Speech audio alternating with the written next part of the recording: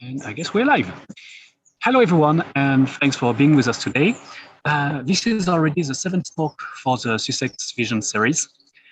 As you may know, hosting these events will not be possible without the logistic provided by the worldwide Neuro organizers. So once again, I'd like to thank them for their continuous work and support.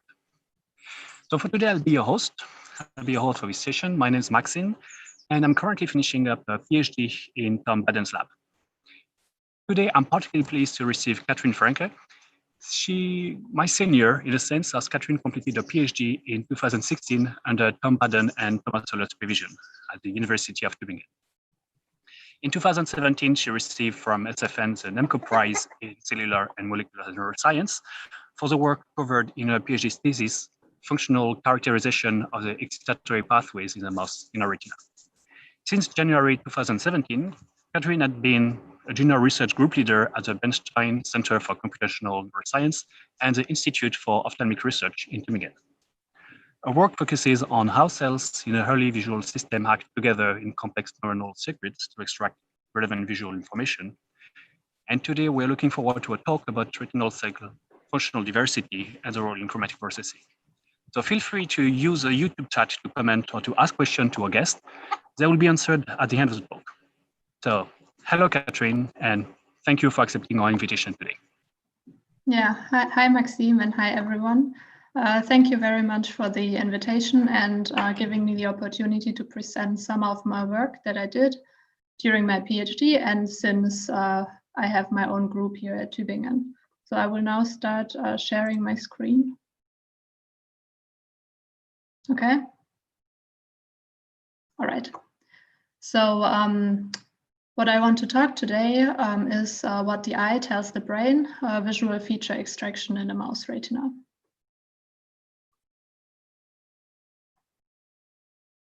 All right, so like all sensory systems, the visual system builds an internal representation of the outside world by extracting relevant information from the environment. And here it is important to consider that relevant depends on the species-specific needs of the animals. So this is nicely illustrated by this picture here, where, for example, the owl needs to have a very high spatial resolution to detect prey like the mouse from a large distance in the sky. And this is especially important when the mouse is located in a more natural environment. In contrast, the mouse might not care so much about high resolution, but it needs to detect large approaching predators from above. And this kind of visual feature extraction already starts in the retina. So the retina is a layered neural tissue located at the back of the eyeball, and the visual image is projected onto the retina by the optics of the eye. In the retina, the photoreceptors first transform the light into electrical signal, and this electrical signal is then transmitted from the bipolar cells to the retina's output neurons, the ganglion cells. And this vertical excitatory pathway is modulated by two classes of inhibitory neurons, the horizontal cell in the outer retina and the amacrine cells in the inner retina. So in general, this retinal blueprint is highly conserved across vertebrates with some species-specific modifications, of course, like, for example, the fovea in primates, and that's present in primates and also some bird species. In contrast to most other sensory systems, the sensory information is highly processed in the retina before it is sent to the brain. And this is why the retina is also considered a mini brain in a dish. So here the question is, how does the retina process this information? Or in other words, what does the eye send to the brain? So the classical view is that the receptive fields of retinal neurons have a center surround receptive field structure, meaning that these neurons are excited by a light spot within their receptive field center, increasing their spiking activity, while they are inhibited by light in their surround, decreasing their spiking activity. And then each pixel of the incoming image would be filtered by these center surround kernels before transmission to the brain. However, already very early work has shown that receptive fields of retinal neurons might be more complex than that. So for example, in the study, what the frog's eye tells the frog's brain, Latvian and colleagues identified retinal output neurons that responded specifically to a small dark spot moving in its receptive field, while independent on the illumination intensity and also background motion. So this corresponds to rather a complex feature detectors, which might be ideal to detect bugs. So since then, a lot of work has shown that the retina is not just decomposing the image into many pixels, which are then relayed to the brain one by one, but instead the retina extracts different visual features like contrast, edges, or motion, and these different representations of the same scene are then sent to the brain in parallel. And since the first recordings of retinal neurons more than 50 years ago, there has been the question of how many feature channels exist from the eye to the brain and what do they encode. So during my PhD, we addressed this problem using the mouse as a model organism. So in general, for mammals, there are very few feedback projections from the eye to from the brain to the eye, which is why the retina, the ex vivo retina, can be considered like an intact system. So here you can see the hole-mounted explanted mouse retina that was electroporated with a calcium indicator, Oregon green Bapta 1, resulting in nearly complete labeling of this one cell layer, which is the ganglion cell layer, the output layer of the retina.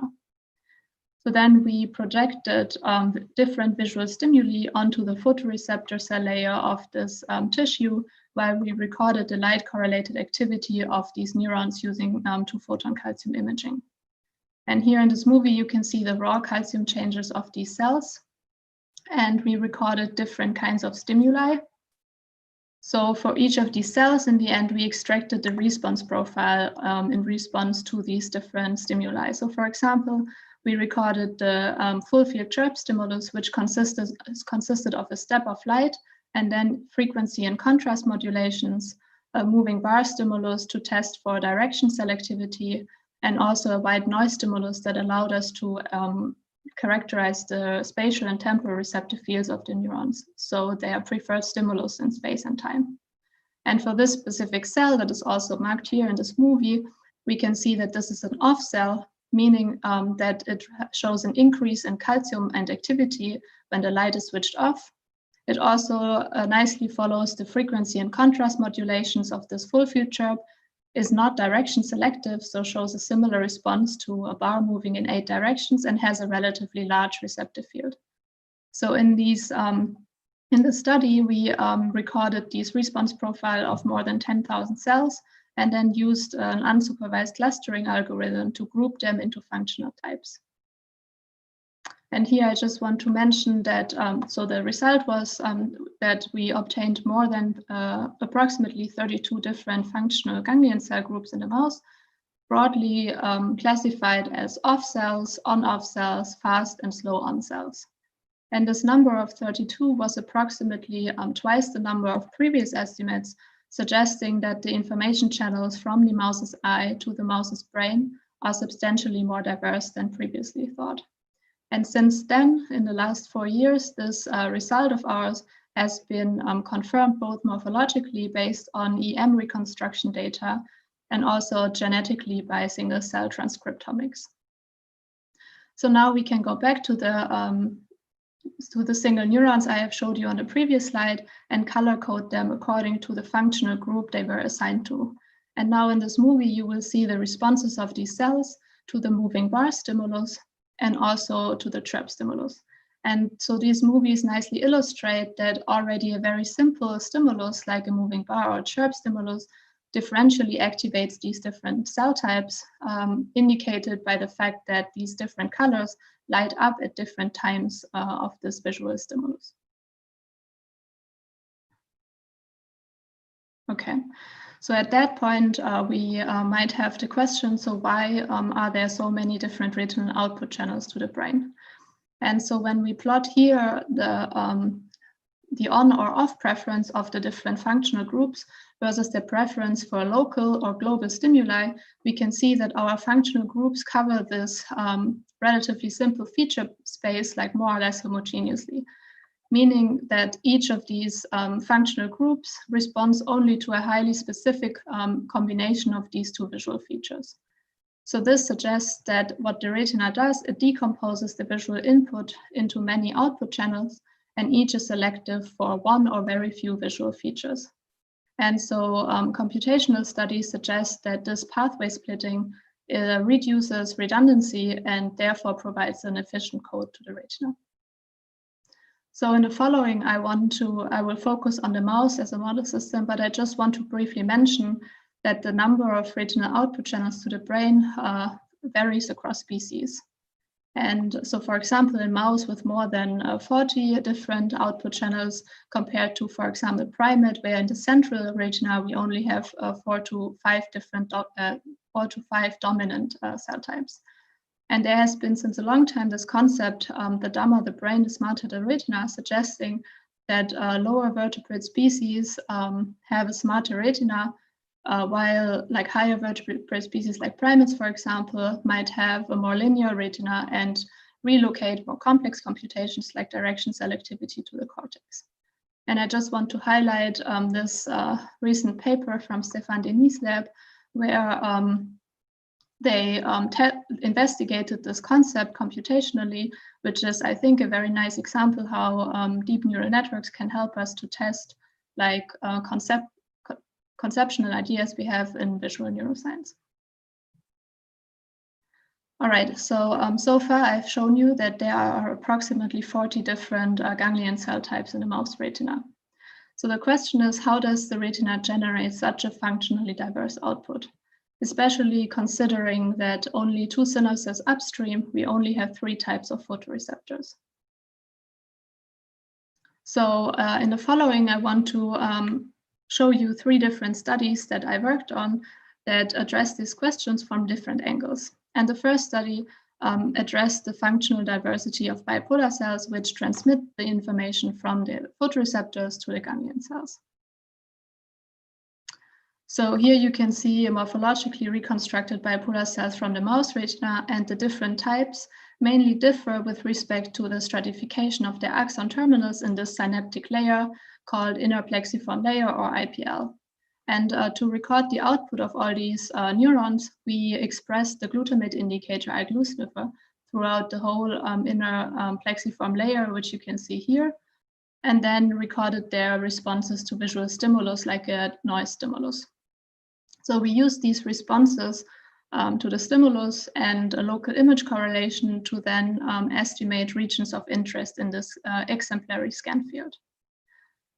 So here you can see a region of interest marked with different regions highlighted in colors. And in this study, we were able to show that these different regions correspond to the output of single bipolar cell axon terminals, and that within one scan field, we can record the output of different bipolar cell types. So here you can see now the response of a single axon terminal to 2 versions of the chirp stimulus you have seen before. So the local chirp stimulus is spatially limited and mainly activates the excitatory center mediated by excitatory input from photoreceptor at the dendrites of bipolar cells. In contrast, the full field chirp stimulus is a larger stimulus, and in addition also activates the inhibitory surround, mediated mainly by inhibitory input to the axon terminals of the cells. And this additional inhibition results in a different response profile of the cells. So in the study, what we found is that if you look at the output of different bipolar cell types of the same response polarity, like for 2 on cells, type 6 and type 9, you can see that their output is highly correlated, indicated here by a high correlation coefficient. So, and there the question is, so why would you invest into many of these different cell types if they actually respond the same to visual stimulus?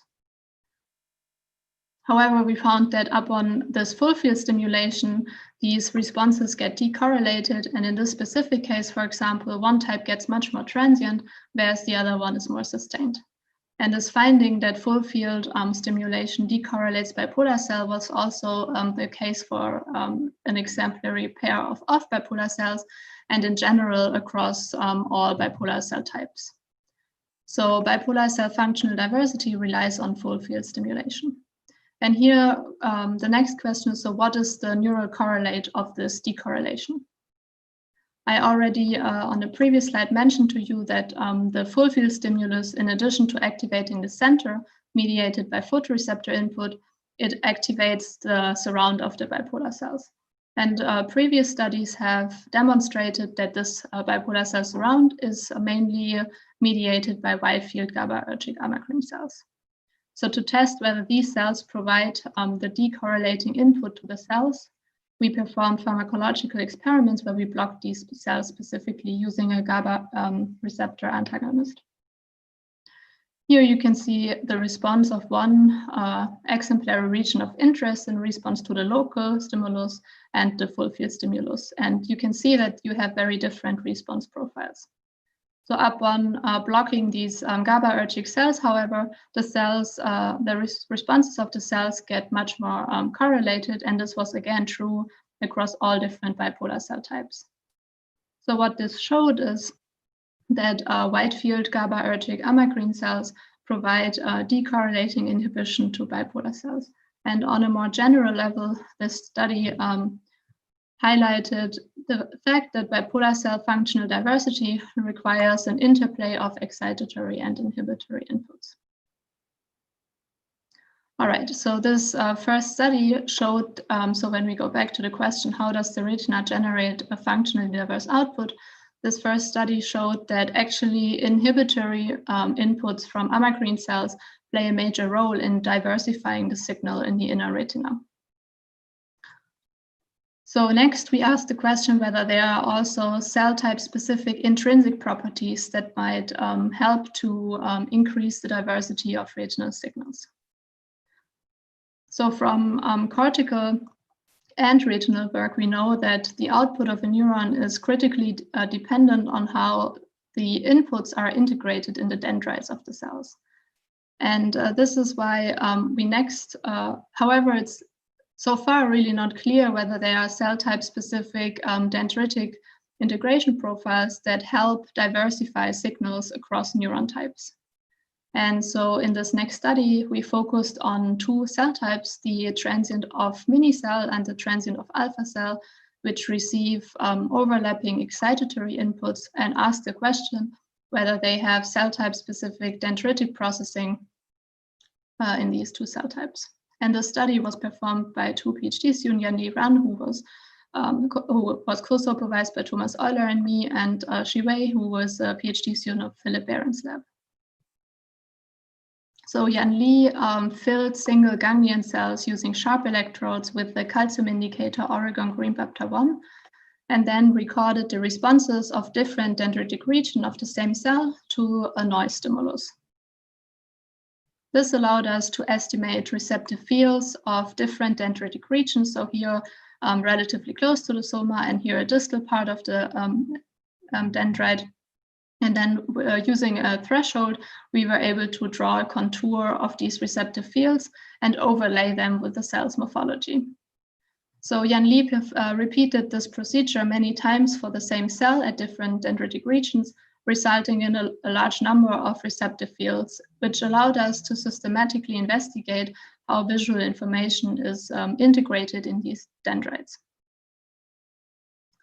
So to quantify dendritic integration, we looked at different parameters like receptive field size. Here you can see exemplary cells in different regions recorded across the dendrites with their respective receptive field contour. And we found that the transient of alpha cells showed a decrease in receptive field size when you go from the soma further to the distal dendrites. In contrast, this was not present for the transient of mini cells, which did not show a systematic difference in receptive field size. Another thing we quantified was a receptive field overlap. And we found that if you record from dendritic regions at different branches of these alpha cells, that they don't really have any overlap, meaning that they are spatially independent. However, receptive fields always overlapped for this transient of mini cell, even if we recorded at opposite sides of the cell's dendritic arbor. And these differences are now highlighted in this movie here, where the red dot indicates the position that was recorded, and the red outline corresponds to the respective receptive field contour. And in these movies, we go from one side of the receptive field dendrite to the other side. All right, and so you can see that when you look at the alpha cell, that the receptive field position and also the size changes systematically in the time of throughout this movie, while for the transient of mini cell, receptive field size and position remains relatively similar close to the soma. So these experiments showed that the cells have different dendritic integration profiles. So the transient of alpha cells have isolated and spatially and temporally independent dendritic segments. In contrast, the transient of mini cells have highly synchronized spatial and temporal dendrites. So what could be the mechanism underlying these differences? So again, from previous work, we know that backpropagation of somatic signals critically influences dendritic signaling. So to quantify the signal spread from the soma to the dendrites, so Yan Li next patched these cells and injected somatic current, while at the same time recording the dendritic calcium signal of these cells, either close to the cell or at distal dendrites. And what you see here is the current injection protocol, the spikes recorded at the soma, and the calcium recorded either close to the soma or at the distal dendrite. And for this transient of alpha cell, we found that dendritic signals evoke very small, somatic signals like the spikes evoke very small dendritic calcium signals, especially for dendrites that are further away from the soma. And she also performed this kind of experiment in transient of mini cells and found that here the then somatic signals evoke much stronger dendritic signals, even for dendrites that are further away from the soma.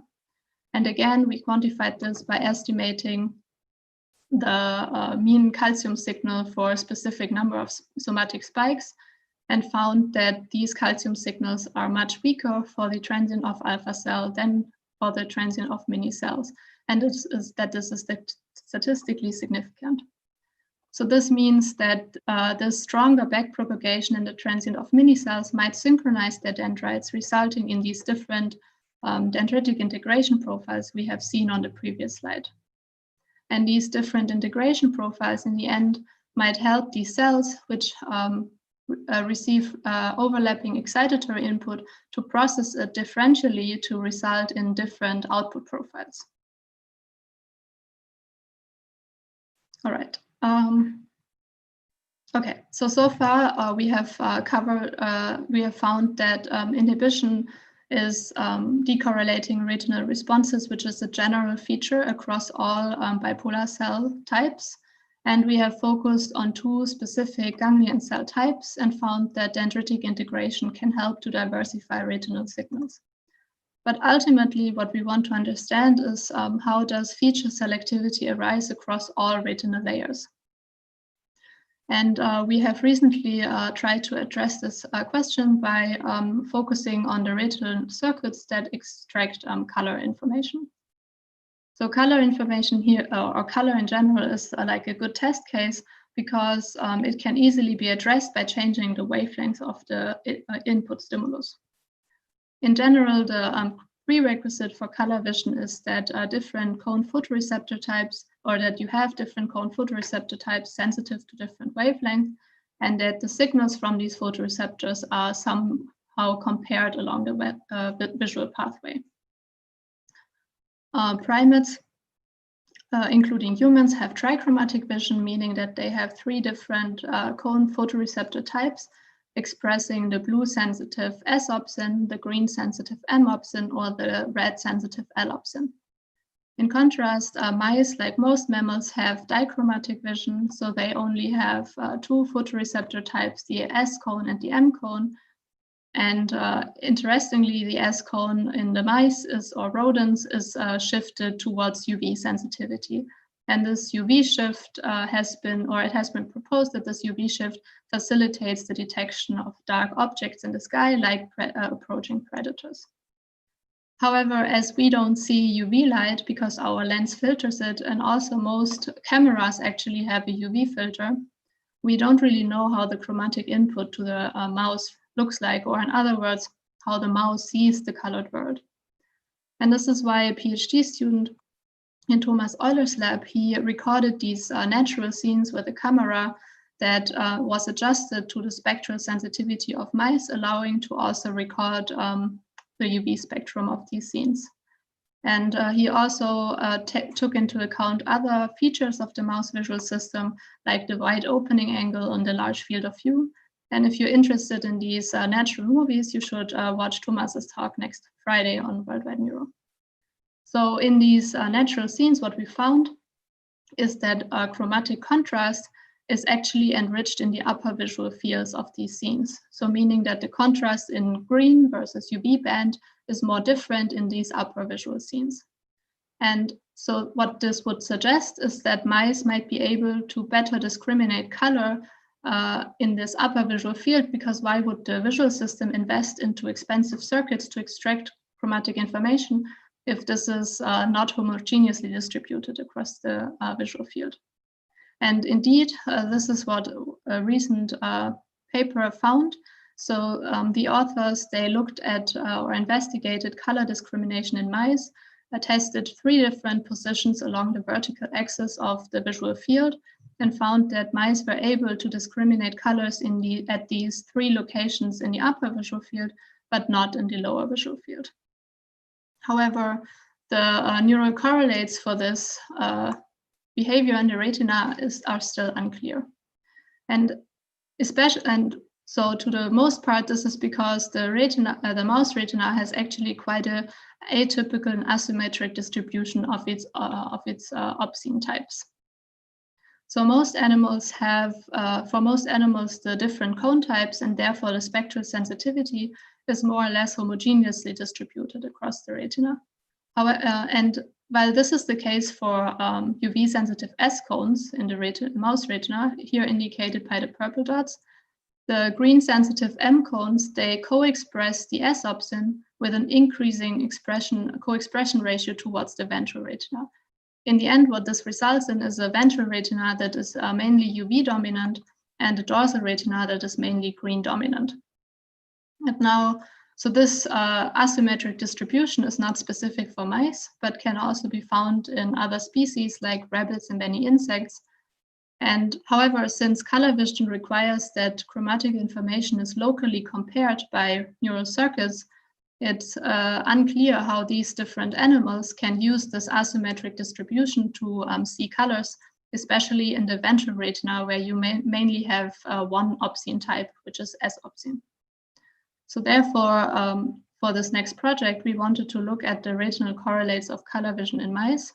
And specifically, we aimed at a systematic characterization of chromatic processing along the vertical signaling pathway of the mouse retina. And this is the photoreceptors, the bipolar cells, and the ganglion cells.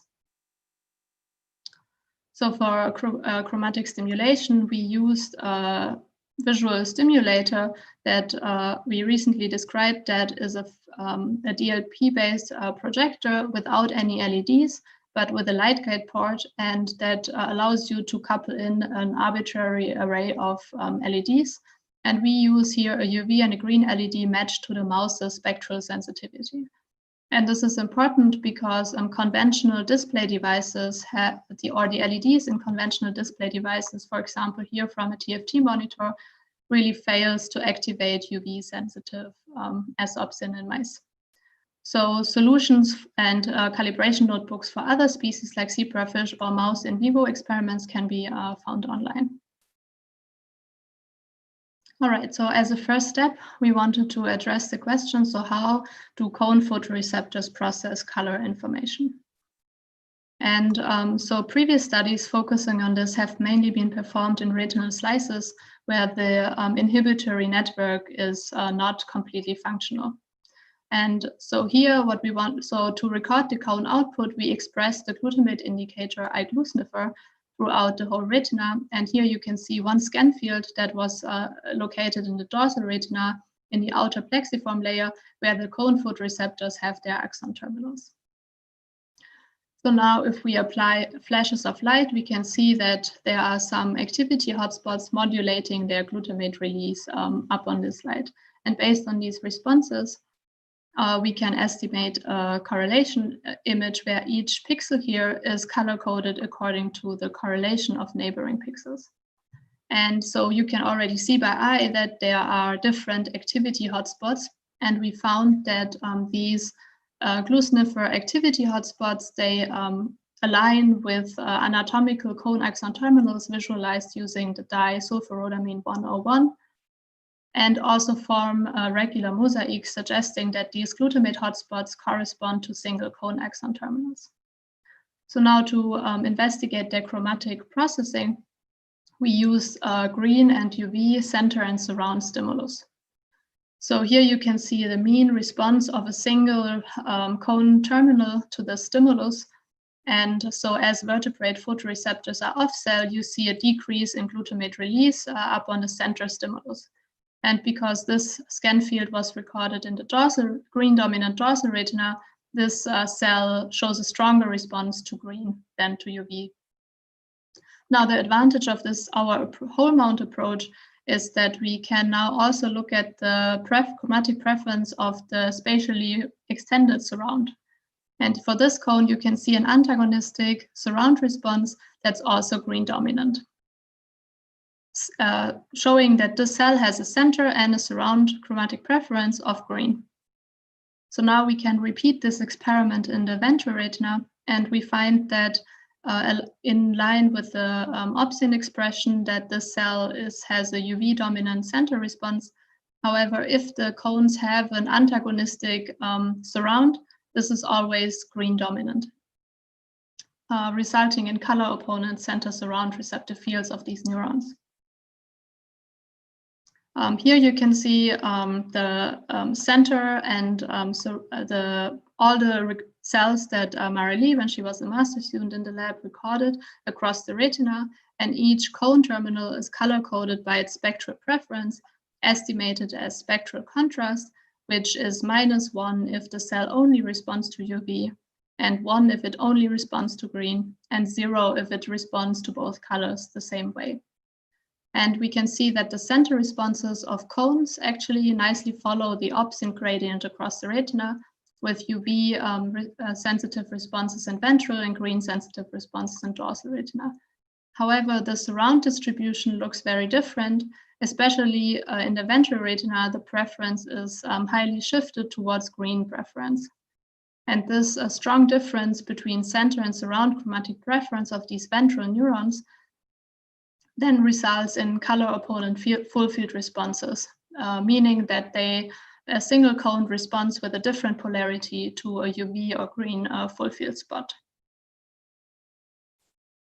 So the question, however, is where does this green surround response in the ventral retina come from?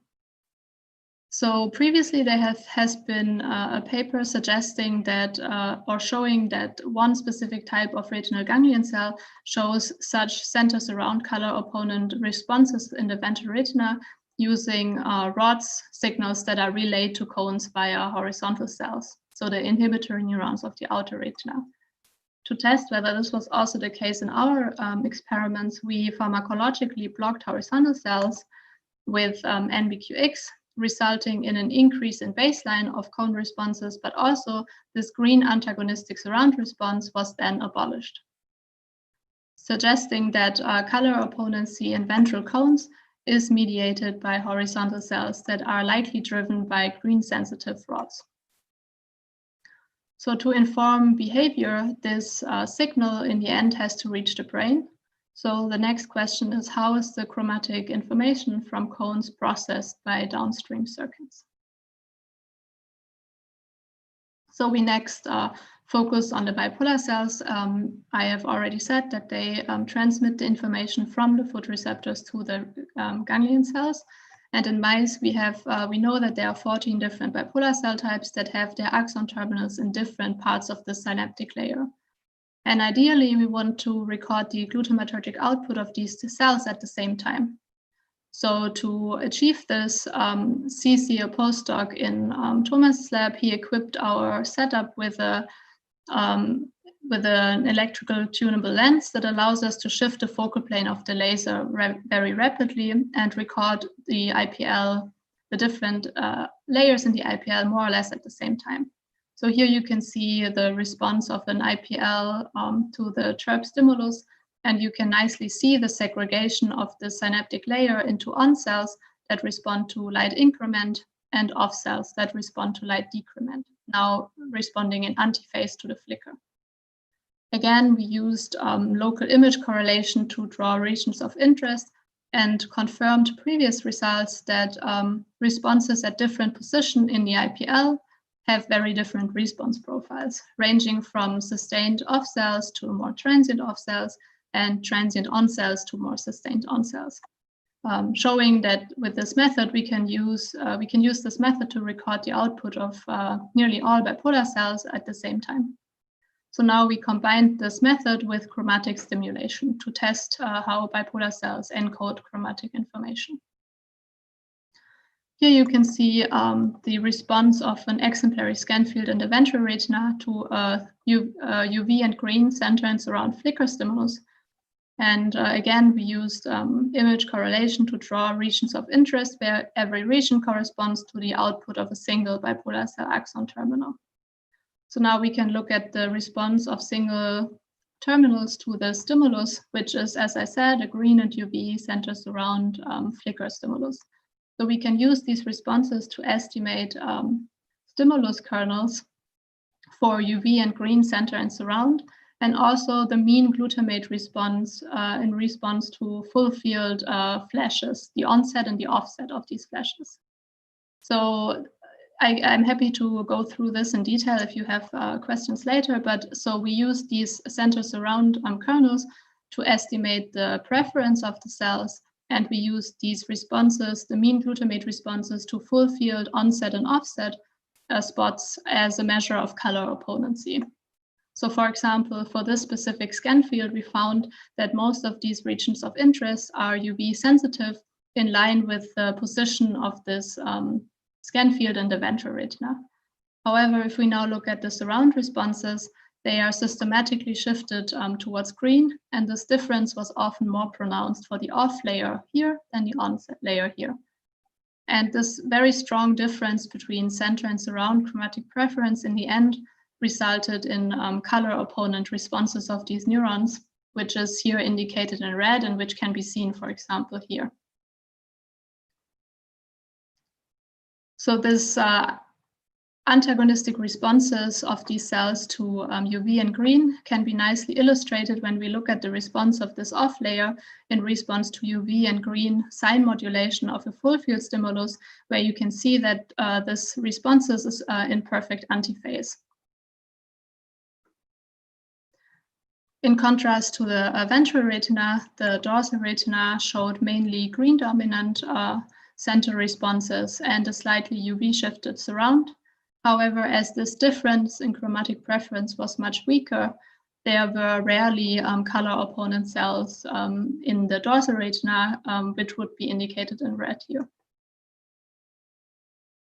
Okay, so we performed these experiments across different regions on the retina, and here every dot corresponds to one bipolar cell axon terminal, and again, these are color coded according to center and surround, chromatic preference, and full field opponency. So these results at the level of the bipolar cells are very similar to the cones, where the center responses mainly match the opsin gradient across the retina. However, the surround chromatic preference seems to be nearly inverted, with a green dominant surround responses in the ventral retina. And this strong difference again then results in full field color opponency, here indicated in red, for most of these ventral neurons. So as a next step, we wanted to test whether as I said, there are different bipolar cell types, and they could process this information differentially. So therefore we plotted the difference in chromatic preference versus IPL depth, which is the synaptic layer. So here a value larger than 0 indicates that the surround is green shifted, and a value smaller than 0 indicates that the surround is UV shifted relative to the center.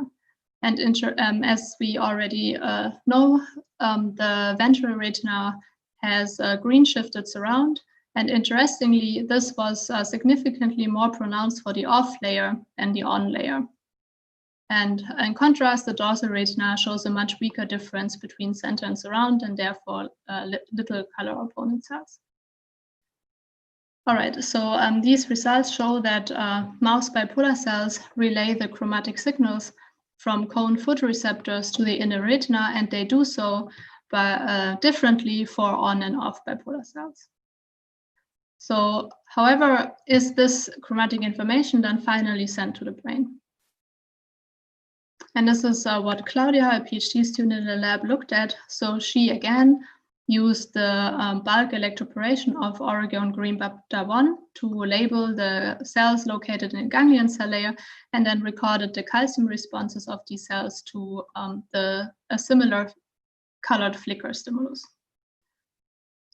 So first we recorded again the achromatic stimuli like full field chirp and moving bars, and similar to the bipolar cells, the responses of these cells to a UV and green center and surround flicker stimulus that gives us the stimulus kernels, and also the full field events for estimating chromatic preference and full field opponency of the cells.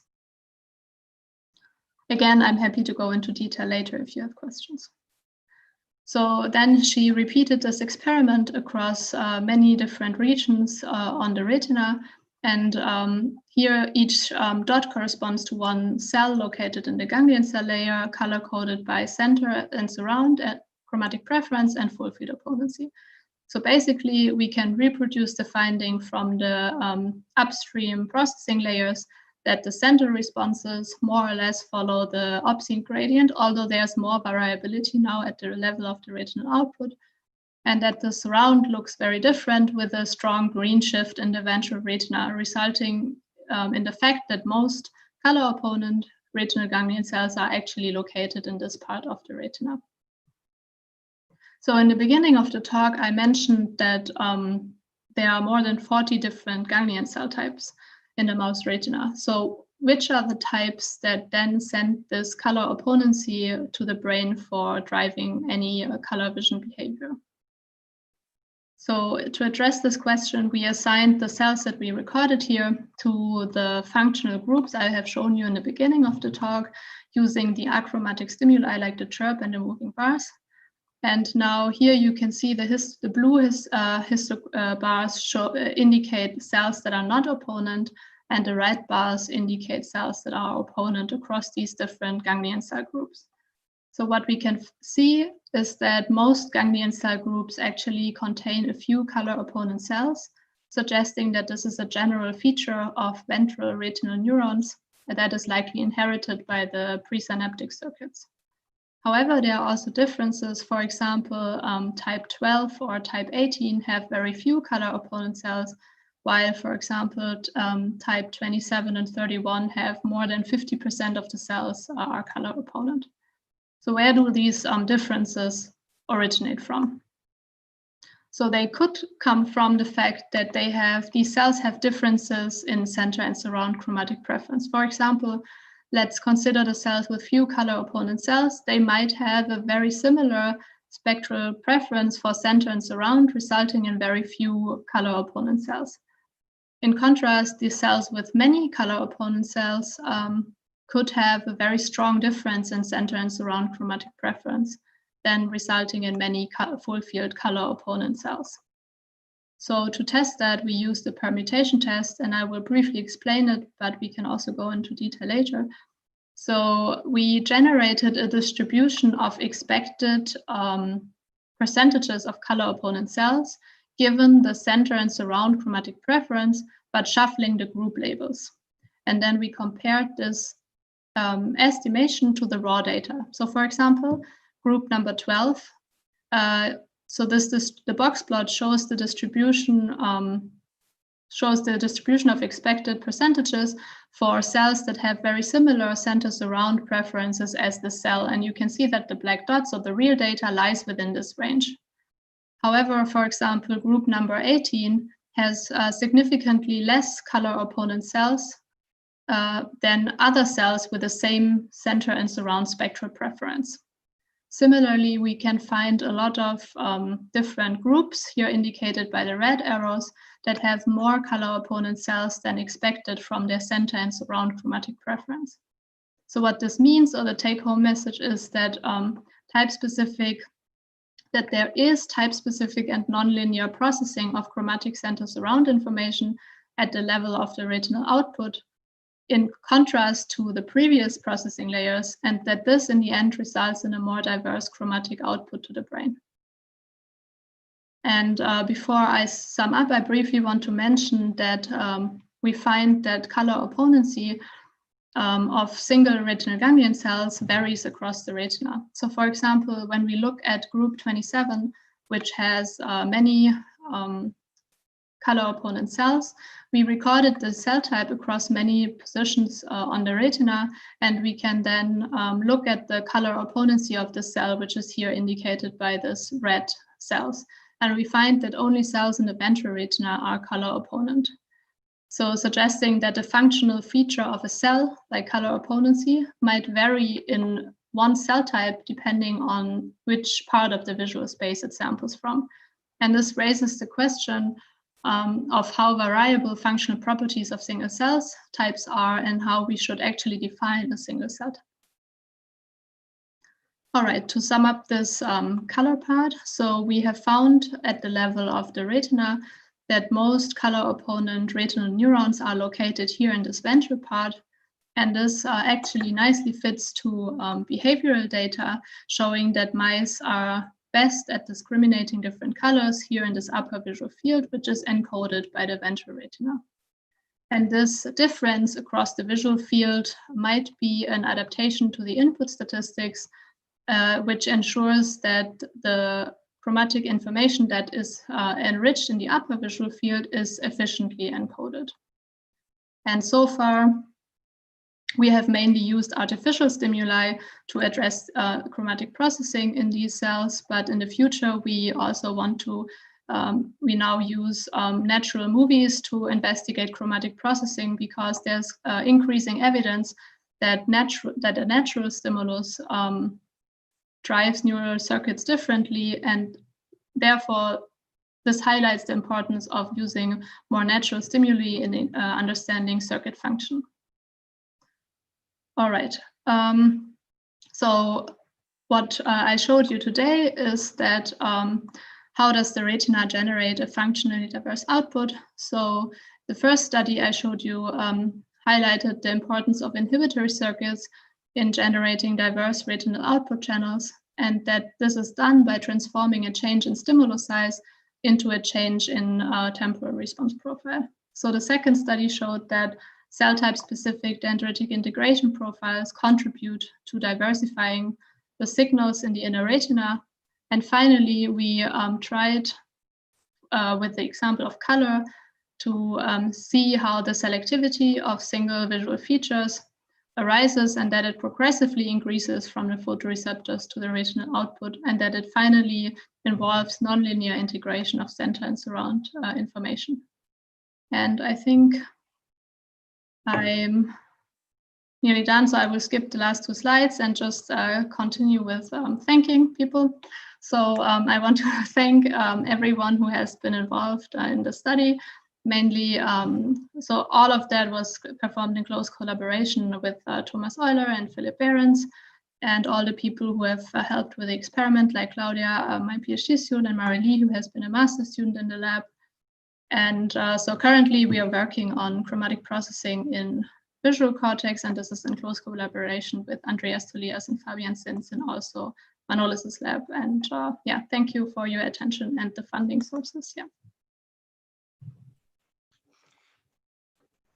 Well, thank you, Katrin. That was a very nice overview. I guess I will give it a couple of seconds. People are here. So thanks for that. We actually have a couple of questions.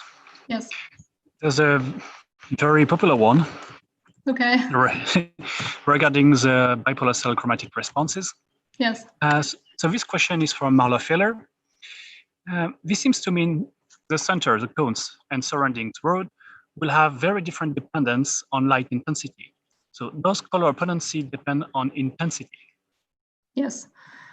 So yeah, that's a very good question. So the light intensity that we have used is in the low photopic range. And so it's not, so for our experimental paradigm, it's not so easy to increase the light like significantly, because that causes like bleed through in the channels. To the like in the 2-photon detection channels, and also decreasing it a lot might not work because we have this background illumination due to the 2-photon laser and direct and indirect activation.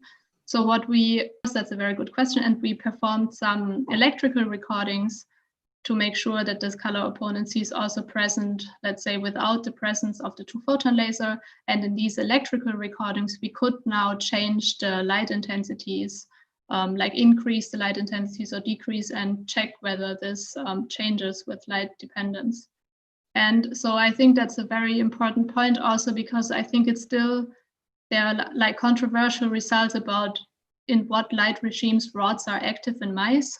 So at least in the low photopic regime that we are using, there's now a lot of evidence that they are active, but it's really unclear, or it's not really tested so far in which conditions they are active across the different log units. Yeah. We have another question from Greg Schwartz. Yes. This is regarding the dendritic backpropagation.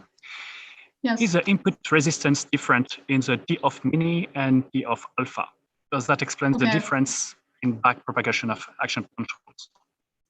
Okay, I'm not exactly sure about this answer. We would have to ask the PhD student, but what I can say is that we not only did this experimental, we not only tested the mechanisms of different dendritic integration profiles experimentally, but we also, together with the student in Philip Barron's lab, we built like a simple biophysical model testing the contribution of morphology of the cells versus different conductances.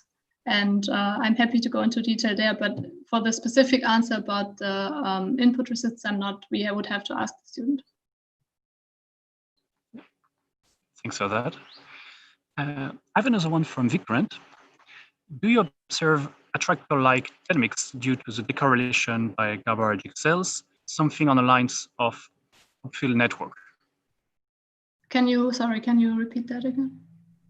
If you observe something similar to an upfield network.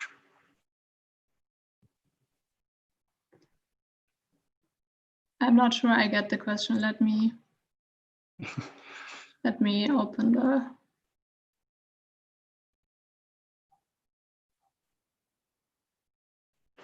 So who was the person who asked it? I can check it in the Google Docs. This one, the first one. Ah, yeah, okay, I see.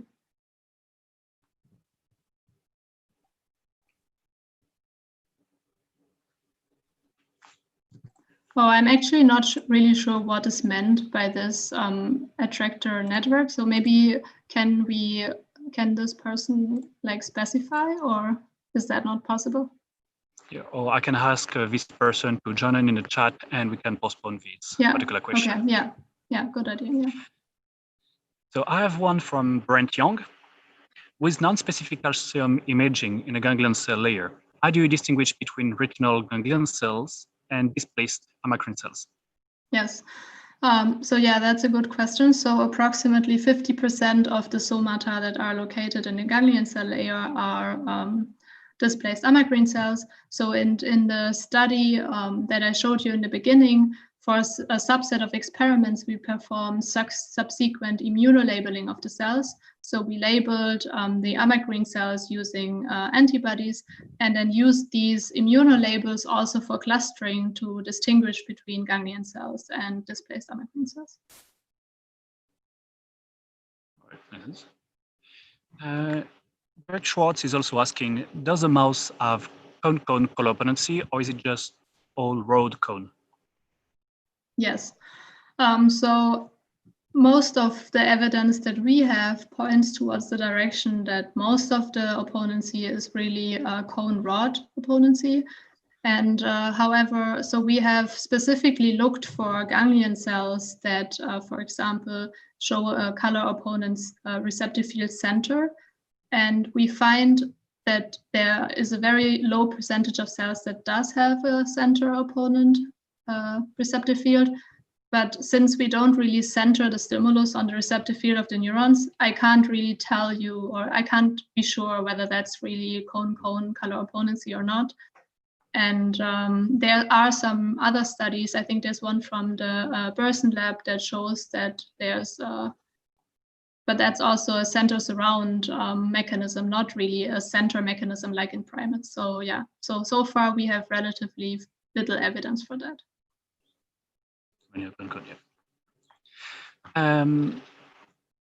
Okay, a quick one from Christian Puller. How can opponency be a general feature across ganglion cell types, on versus off, when opponency is strongly dominating in off bipolar cells? How is opponency biased toward off bipolar cell in the first place? Yes, that's a good question, and I don't know. So why off bipolar cells have a stronger difference in center and surround chromatic preference, I'm not sure. But then when you look at the percentage of color opponent bipolar cells, also the on bipolar cells are full field opponent, although their chromatic preference is not as extremely different as the off bipolar cells. And so the question is, so how can it be a general feature? So I think it is a general feature of bipolar cells. So it makes sense that it is a general feature of ganglion cells. But what is weird, for example, is that at the level of the ganglion cells, we find a lot of on ganglion cells have many color opponent neurons, while a lot of off bipolar cells are color opponents. So how this transformation is happening from bipolar cells to ganglion cells is not really clear, but we would be very interested to study in single types, for example, to do something similar with the dendrites. I mean, perform dendritic imaging of T cells and see how their output is generated by the inputs from the bipolar cells, but I can't really answer this question. I will just finish this session by a quick question from Tom Baden. How dark does it have to get before UV cones see nothing anymore? Yeah, that's a good question. I'm not sure. So I think that's something that we should test at some point, because so there's also some evidence that we have suggesting that UV cones, and I think Tom also finds this in zebrafish, that UV cones are much more sensitive than green cones, for example. And so we have recently done a test experiment where we just kept the green intensity the same, but lowered the UV intensity by a factor of 10. And it seems like the overall chromatic preference doesn't change very much at all. So it would be interesting to decrease the UV intensity even further. But as I said before to Mala's question, at some point we have to switch to electrical recordings, because the background intensity or the activation, direct and indirect, from the laser might be stronger than our stimulus in the end. But that's an interesting question. We do observe that in zebrafish. So thanks a lot, Katrin. Yeah, thank you very much. I will encourage everybody to join us on the Zoom room that was shared on the chat. So if you want to further discuss with our guests, if you want to ask other questions, or just talk about chromatic processing in a retina. So we're waiting for you. And I can see that Jeff Diamond is already here. Hello, Jeff, you had a comment. Well, I had a comment. I thought,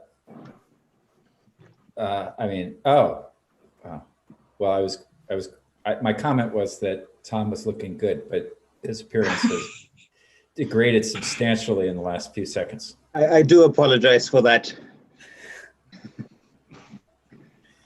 Is that your sheep, Tom?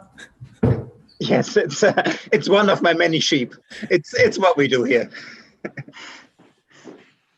So we do sheep now. Hello, hello. So I just saw this passing, but Jeff, you had a comment about, I mean, I cannot find it in a chat. Oh, no, I mean, I was interested, Katrin, there was some discussion going on that Marla started actually about the intensity dependence of the surround. And I mean, you're focusing on the potential implications of chromatic surround, but you know, it's sort of, you also might have a situation where in mesopic or photopic conditions, the surround is a constant and the center is being modulated by relatively small changes in contrast. I have no idea what that would be good for. So you mean if the intensity is not changing like at the same rate for center and surround, but if you have different changes in illuminance, for example? Yeah, let's say you're up in a region where you're at the top of the rod activation level, and then you're modulating the contrast there. You'll get more modulation of the surround of the center than the surround. Yeah, and I see. Is that useful? Yeah, I think the question about how all of that is useful, like in the end for the animal, or in what specific lighting conditions and scene conditions it would be useful, is very interesting. But I'm not really sure how to easily address that, except for like really performing behavioral experiments in the end. I mean, we can of course like quantify the dependence of center and surround on luminance and so on, but in the end, to see for what specific conditions it would be helpful, it's like a really difficult question, I think, to address. Yeah, I mean, is there any reason to think that that's any more or less useful than the chromatic surround? So what do you mean exactly with that? Well, I mean, I'm agreeing with your point that it's hard to know which feature of this would be most useful to the animal, whether I'm not. Yeah. Hi. Hi. Great talk, Katrin. Quick question. So how is surround changing from dorsal to ventral? What do you think the mechanism could be?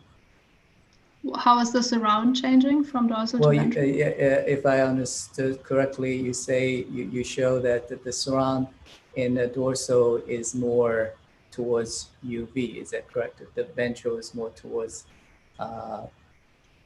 green. Yeah. So is it the cellular component change, or how does that work?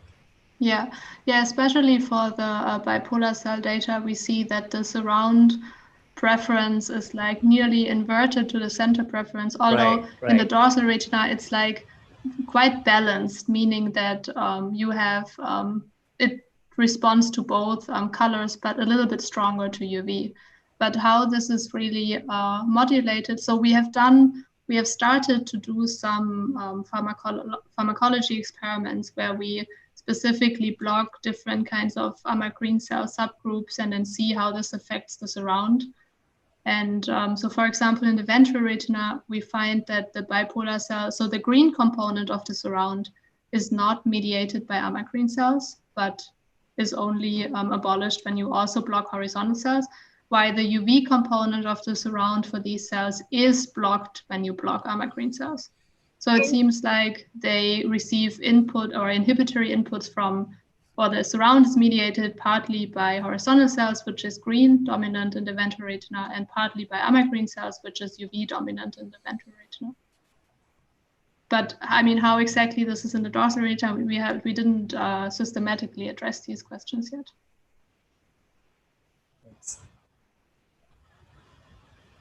Just a quick comment. One cell to play with there in terms of the color potency of the surround might be the undelayed cell that we worked on. So it's not published in our paper, but we've since messed around with that cell a bit, and it appears that the far surround disinhibition, that GABA B disinhibition component, appears to be UV shifted. So that may be a place to look for a UV. How does the cell look? I mean, morphologically? It's the type 7-3 in iWire. It's the recursively bistratified one. Ah, yeah, so it's a bistratified one. It's bistratified, and yeah, it's not exactly in the bottom, but yeah, it's bistratified in layer 7 and 3, and it's there's a pretty good match to it in your chirp data, I believe. I'll have to look at exactly which one it is, but because it's so delayed that's the key. Like for an on step, it's got almost a ½ second latency, so that I helps. see. Yeah, it's really slow. Okay.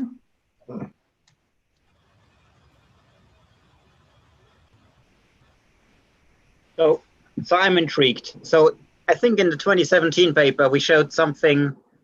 Was it the ons or the offs have a slightly bigger receptive field? One of them, the bipolar cells. Yes. So given that the dendrites of those bipolar cells between on and off are not all that different, wouldn't then the assumption be that that's because one of the group gets a bigger surround than the other, or stronger surround or something, which then makes the receptive field different size? So can the same thing possibly be linked to the fact that you're seeing more opponency in the offs? Yeah, so I get your point. So I think that's actually the case that the off bipolar cells, I mean, they have a stronger green component of their surround, right? And but your argument doesn't make sense because it's exactly the other way around, you know?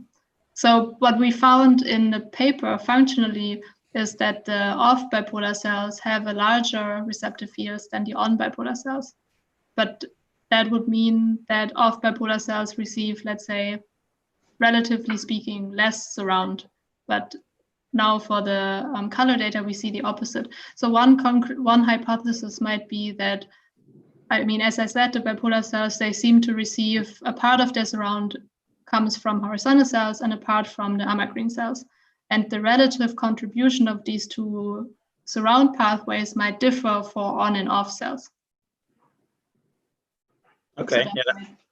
Are there any clues to that in the new gap junction data between cone bipolar cells from Brian Jones and Robert Mark? I'm not sure. I would have to check. That might contribute to the difference in the receptive field sizes. I don't know. Yeah. Or gap junctions in the inner retina, right? I mean, part of the receptive field of on bipolar cells is their gap junctions to A2s, right? Yeah. Sorry, I will just intervene to say I'm going to end the YouTube stream. So for YouTube people, thanks for watching, and hope to see you next week for Thomas Alert. Thank Greg, you, Maxime. That's why I was thinking it would probably be between cone bipolars, because